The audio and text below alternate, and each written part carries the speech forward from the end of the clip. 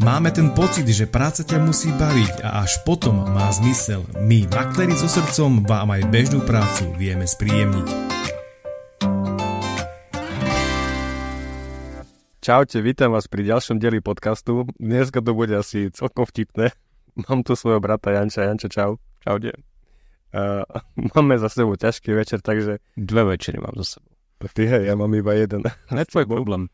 Takže nahrávame tento podcast po oslave mojej 40-ky. To bola oslava? Nebola to oslava? Ja som oslavoval. Nie. Som vám ochutnával? Som sa zabavil sám. To bola ochutnávka? Áno. Slavu ja som očakávam. Donesol mi fľašu, ktorú si sám otvoril a schladil aj. Ja som si vybral.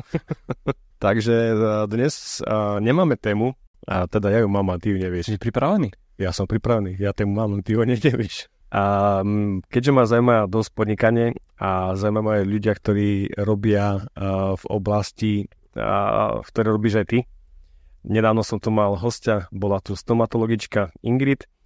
No a z ňou sme sa bavili vlastne aj o zahraničí, o Chorvátsku. A ty už nejaký čas žiješ v Prahe, v Čechách. Nechceš vedieť, jak dúfam. Koľko rokov žiješ v Čechách? Tú otázku som dosť často, ja nikdy neviem. Koľko rokov si ženatý? Ja povedal sme si, že tieto kritické veci nebudeme otvárať. Povedali sme si, že sa nebudeme rozprávať o manželke, nie že koľko 2,15. 2,15. Odkiaľ to vieš? Takže som si tak vybral, by som si to zapamätal. A musíme povedať, že ešte raz sme došli na to, že môj brat má na ruke chytrý prsteň a potom aj ten druhý obručku, ten sme nazvali, že nebol veľmi chytrý. Brali sme si, že tieto tedy otvárať nebudeme. Je to super téma. No dobre, ty robíš teraz vlastne čo, lebo ja sám neviem, čo robíš. No, tak to sme dvaja. Všetko ako pri nič. Pre tých, ktorých robíš, oni vedia, čo robíš. No, marketing mám dobre, si myslím. Čiže čo robíš? Tak zatiaľ ma platia, takže asi... Zatiaľ to platia, ale nevedia za čo. Tak, musíš na konci mesiaca odozdávať nejaké výkazy a podobne. Takže je to vždycky, teraz ma to čaká práve zajtra, vygenerovať nejaký pekný Excel. Sa hodí, že tak poticho rozprávaš. Hovorí vlastnejšie? Áno. Ty hovoríš, že som po 2 nociach. Včera si kričal, ale dneska si taký čistý. Teraz mi nenalial nič, tak čo budem kričať? Ja som si zobral kávu. A mne si nedal. No pokračujem. Kde sme skončili? Takže tvoju prácu nevedia zverifikovať, či je dobrá. No reálne, vedia povedať na konci mesiaca, áno, toto si mi dodala, toto je akože super fajn. Samozrejme, všetko funguje. No dobre, povedz rovno, robíš v IT oblasti, ale čo konkrétne, lebo IT je asi dosť široké, nie? No ja robím aj dosť široko, takže to je ten problém. A robím v IT oblasti, som niečo ako social architekt. Však sa predaj. Ja sa neviem predať, na to mám ľudí. Urob reklamu na Slovensku. Na Slovensku, tak to sa bolo dochádza. Poďme ďalej. Si tu zradíš obchodiaka. Takže robím social architekta, starám sa o systémy, pomáham rozvoju menších firiem. Mám vlastnú firmu, kde vlastne sa snažíme posunúť do tej novej doby, nahradiť tušku a papier, nahradiť to nejakou umelou inteligenciou a podobne. A teraz po našom, čo robíš? Takže dokopy nič a proste beriem za to pekné praky a som spokojný. No a koľko si rokov v Čechách? Ja si to nepamätám. Ja myslím, že 2009 som prišiel, tiež si úplne som istý. 2009. A začal si v tejto firme, alebo ako si začal? Začal som na call centre. To neviem. Som bol na koncentre. Bož nekoncentruje si. Ja si koncentrujem myšlienky. To bol ťažký, ešte skončil víkend. Robil som vlastne pre energetiku. Oni vlastne mali v Čechách pobočku a obsluhovali slovenskú stranu, takže brali Slovákov. A ja som to využil tak, že OK, tak šiel som tam s tým, že rýchlo ma zamestnali, brali ma hneď, im bolo jedno, čo vieš, nevieš, proste vieš slovensky, tým stačilo. Čiže ty si volal vlastne slovenským zákazníkom? Ja som volal slovenských zákazníkov, tam sme obsluhovali aj českých zákazníkov, no a popri tom som lietal po pohovoroch po celej Prahe. No tak som sa vlastne dostal k tým ľuďom, s ktorými pracujem doteraz, viac menej. No a to stále nie je IT oblasť, nie? No, tam som vydržal dokonca skúšobky. Posledné 10 skúšobky som si už našiel vlastne IT prácu, tam som začal jak L1 support špecialist, kde som vlastne čistil klávesnice, podobné blbosti, proste super. Základná L1 podpora. A za mňa bola výborná príležitosť, pretože veľká firma, boli sme tam na to traja, no a postupom času, asi 4-5 rokov, sme skončili na jedného. Jeden odišiel a potom znižovali sa stavy, bola tá kríza ešte finančná. Tak ďalej, takže si museli vybrať medzi mnou a ešte tým, čo tam bol už 4 roky. Ale tým, že ja síce nie som kecaný jak on, mal výborný marketing. On neurobil za celý mesiac nič, ale na konci to tak predal, aký bylo všetko. Ja som to bol opačne, ja som bol ten tichý, že mňa nebolo vidno, mňa nebolo počuť a na konci bola tá robota. Vždycky. A na konci bol vlastne ten iba výsledok, ale ten som nedokázal predať. Mm-hmm. Takže, ale tým, že nedokázal som len tak sedieť na zadku a len čumieť ako na filmy a podobne, tak som sa vrtal v serverovej časti a tým, že som vlastne dostal plné práva do toho, pretože nikto tam na to nebol, tak som mal čas si skúsiť veci, ktorým by som bežne do styku neprišiel. Čiže veľa vecí máš akože samouk, si sa naučil? A všetko som 90% samouk. Mm-hmm. To je práve ten problém, čo mám teraz, ak mám vlastnú firmu, nabral som nejakého mladého človeka a chcem si ho vychovať. A práve tam je ten problém, že chýba tým mladým už to, čo sme mali my, že sme si sadli a naučili sa to sami. Nic sa mu nechce. No chce ho to urobiť. A ešte ja som musel urobiť toho mentora, snažím sa mu s tým pomôcť, dávam mu tú cestu, aj chcem, aby na to prišiel sám, ale nedochádzam. Možno ťa bude počuť, tak uvidíme. Ale ten prvý, čo bol, to bola tragédia. Tento už vyzerá, že by chcel. A ešte čakám, či bude aj to, že by niečo preto aj tak dobré, ale na tom pohovore nedokážeš odhadnúť. Ja som tiež naberal kopec ľudí a do zamestnania a niekde som si myslel, že tudy cesta nevede a nakoniec bol taký obchodiak, že som oči otváral. A pritom bol taký, že introvert, že proste taký, ja neviem, do seba. Introvert a obchodiak? No. Jak sa podarilo, jak tam tiež? No. Však práve hovorím, že na tom pohovore to neodhadne, že proste taký tichý nič, a potom zrazu nechápeš, ako predáva, sa otvorí normálne tým klientom, že iný. Jo, jeden klient sa mi na pohovore otvoril, to bolo fakt super. Počas covidu. Klient či klientka? Klient. To bolo počas covidu, vieš, online pohovory. A bol to taký trošku starší pán a veľmi s tým telefónom asi nevedel. Snažil sa ako, aby sme ho dobre počuli, tak si ten telefón dal čo najbližšie k ústám. A samozrejme, ak mal zapnutú kameru, tak sme celý čas koukali do jeho nosných dierok. Fakt výborné. My sme mali zapnuté kamery, takže sme držali poker face, ale to nešlo proste. Bola najdlhšia hodina pretvarovania a poznáš ma. Ja to moc áno, to sa veľmi neviem. To sa nedá. No ešte keď čumíš a to na čo čumíš, tak ale... Pekný les tam bol. Ja som tak naposledy mal takého lektora na lektorských skúškach, tiež sa nedalo pozerať. No a dobré, a potom čo ďalej? No potom... Ja som už to chcel viac. Tam už sa nebolo kam posúvať. Ale robiť menej, nie? Chcel si viac a robiť menej. Lebo viem, že si hovoril, že z jednej roboty si odišiel vlastne preto, lebo ti nedali nemal si čo robiť. Nemali pre teba robotu. To bolo až potom. Tu som sa rozhodol, že OK, tu som využil maximum, čo bolo. A si ich zneužil. Respektíve.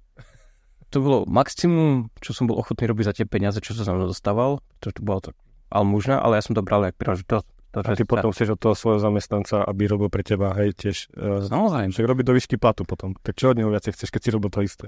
Som vidím, že vôbec stáva z postele.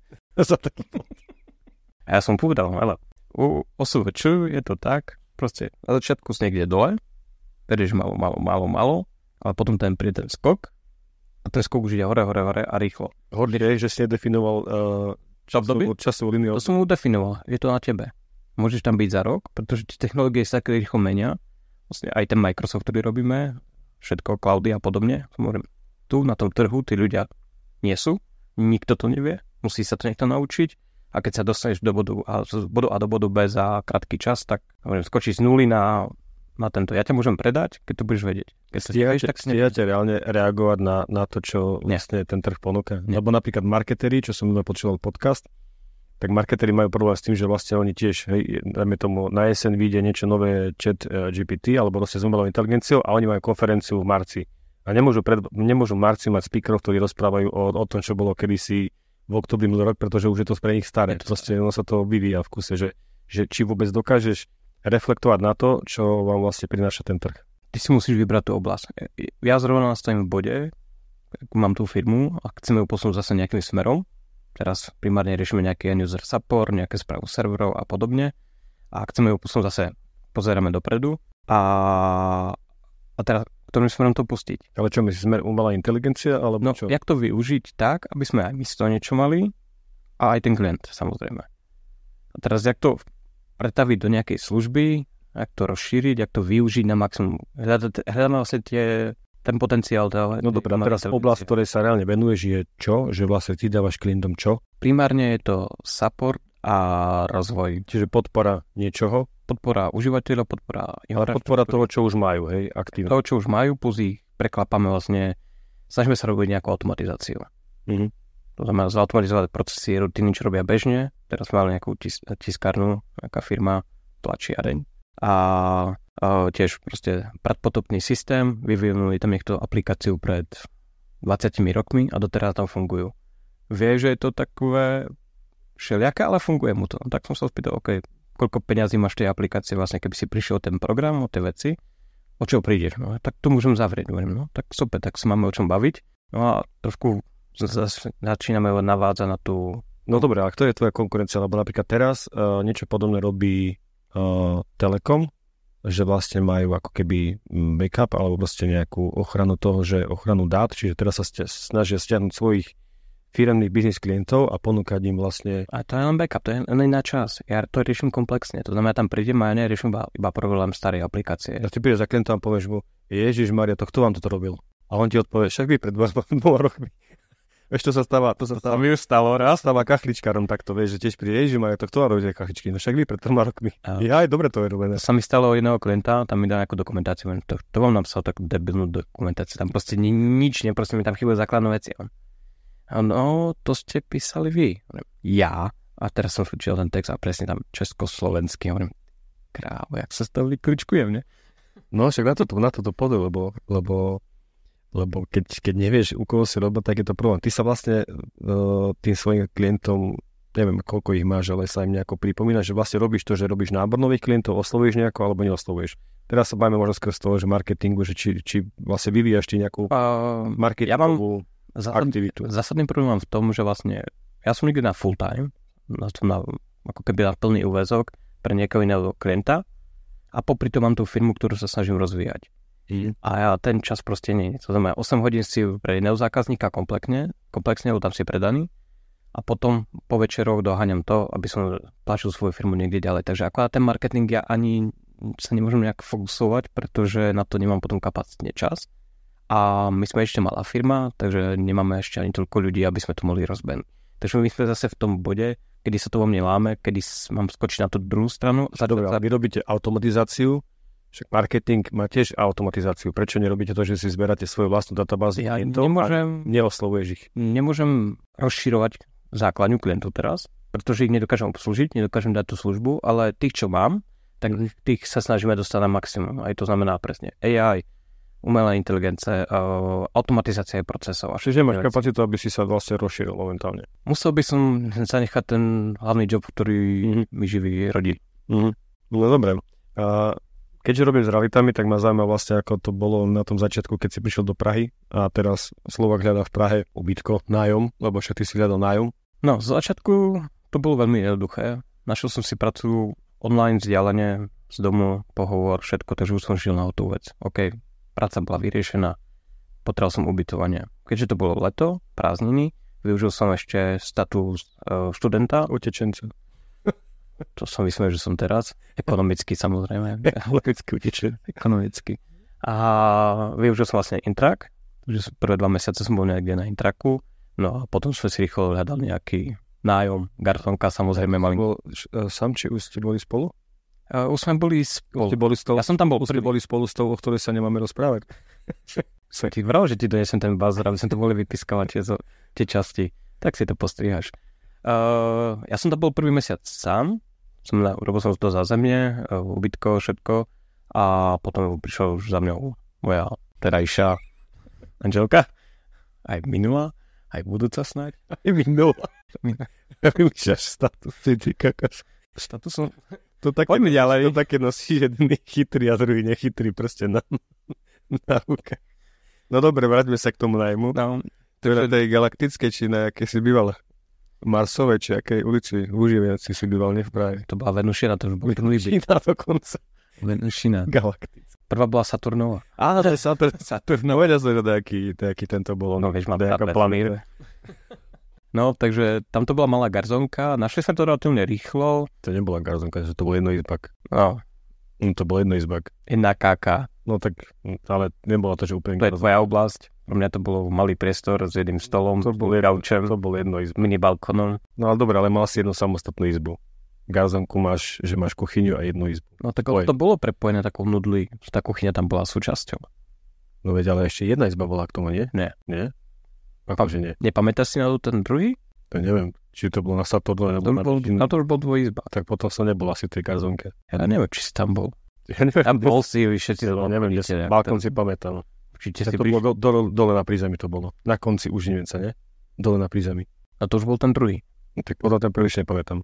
Ten bol pri tom zámočku, ty pamätáš? Nič? Tam som nebol, určite. Ale bol si, tam si bol na tú dlhú prechádzku, čo sme ťa zobrali. Že poďme na krátku prechádzku, 10 km. Koľko to malo už na tej, nie, určite som tam nebol. 100%. No to je jedno. No dobre, takže to bol druhý asi. Takže to bol prvý, tam bol prvý. Bolo to docela lacné oproti cenám teraz. To ako skočilo brutálne, to si neviem predstaviť. Chceli iba 2 nájmy dopredu. Jeden nájom chcel dopredu, to už bol tiež celkom fajn na začiatku. No a po roku sme hľadali niečo väčšieho, pretože ponorková choroba. To si našiel sám, či cez makléra? Jedno som našiel cez makléra, to som odmetol, pretože... Chcel peniaze. Peniaze, áno. Tak som sa naštval a našiel som to vlastnou cestou. Ja si reklamu nerobím, čo? No, nie, to čo chceš počuť. Áno, to je takýto klientov najradšej, áno. Si myslíš, že my robíme zadarmo. Všetko. No, dobre, ďalej. Chceš tú tému otvárať? Áno, chcem. Ako to prvý, čo sme boli, tak tam bol maklér, tak nás som zobral a to bol bývalý hotel. A v tom hoteli... Tu už celé zle. Prišli sme tam, ukázal mi tú izbu, teraz pozeráš, nič tam není, to malé proste hodne malinké a pračka, nič, sušička, alebo proste myčka, alebo aspoň bolo tam voda a myslím, že bol sprchový kľud nejaký. OK, tak na začiatok, dobre, nejak to prežiješ, nie? Už sme boli, že OK, dohodnutí, že to berieme, všetko. No a v deň, keď som mali podpísať papiere, no tak šiel, ty vole. Si zistil, že mu má zaplatiť províziu, tak si zanechal. Ani nikto tie proste, až keby tam mal práčku, aspoň tak by som asi do toho šiel. Určite, to všetci nám hovoria, takíto klienti. Joj, keby to malo internet, ježiš, keby to malo o jednu zásielku. Aj nehovorí. Áno. Ja, tam my sme mali ešte prísť s psom, ja som mal vtedy psa, takže sme ubytovali s psom. No, a toto, akože, počúvaj, toto je tu presne, prídu sem Ukrajinci, alebo ktokoľvek. My všetko sa nám páči, my tu bereme, ale máme psa. A tu akože nikto nechce psa, zvieratá. No. Neviem, ako to vnímajú tam v Prahe, ale tu napríklad to je proste problém. To je národ psíčkarov, prosím ťa, tam si nejak zvykli, ale bol to problém, ale ja som išiel na rovinu. Tu aj dokonca aj psíčkar ti neprenajme byt pre psa, pretože vie, čo ten pes dokáže. A prenajímal som byt a presne, ako bez psa. No tak potom, chápeš? No tak sám prenajímaš a neprenajmeš nikomu. Ale ty dáš férové podmienky? Ja som po na rovinu, mám psa, ja som ochotný dať do nášho féra podmienky, féro má nejaké podmienky? Dal som, na rovinu som navrhol, dajte do zmluvy, že škody ako za psa samozrejme beriem na seba, že vám to tu vymalujem, keď budem odchádzať, sme tam mali, som navrhol som tiež a ešte sme sa na niečom dohadovali. No ale koľky to dodržia toto? My sme už videli v takom stave odozdané byty, že nič z toho neplatí. Ja to ma zaujíma, keď ti odchádza niekto, máš povinnosť to vymaľovať alebo nemáš? Keď odchádza? Napríklad ja som odchádzal z nejakých bytov a som všetko vymaľoval vždycky. No ak to máš zmluve, tak máš. Nemal som inakšie to nemáš povinnosť. Nemal som to zmluva, mal som toho psa a vieš, ľaha si popri teste, vieš, ten černý fľak a podobne tam vlastne sa robí časom. Tak mne to bolo blbé to odozdávať takhle. Povinnosť nemáš žiadnu, lebo však to zákon neukladá. Ty keď máš dohodnuté podmienky takéto zmluve, tak áno, ale keď to nemáš, máš odozdať vlastne byt v stave, ako si ho prijal a má byť vymaľovaný, urobiť hygienickú maľovku, tak mal by si ho vymaľovať. Ale v opačnom prípade nie. Veľký problém tu je napríklad s deťmi, to isté, ak sme mali obsah, čiže s deťmi prenajímať. Paradoxne som teraz prenajal jednoizbák tu na Nitre a mali na výber buď mladý ukrajinský pár bezdetný, bez zvierat a obidvaja zamestnaní, alebo mladý, ale že úplne mladý pár, ešte nie sú dosobešení a čakajú bábätko v decembri. No a vybrali si normálne ich s bábätkom. Takže byt sa vymaľoval, majiteľa to vlastne celé, oni to vlastne odo mňa kúpili a zároveň sa im to rovno prenajal. Takže som bol taký celkom že prekvapený, že po dlhej dobe sa našiel niekto, kto chce. No a prečo vlastne už...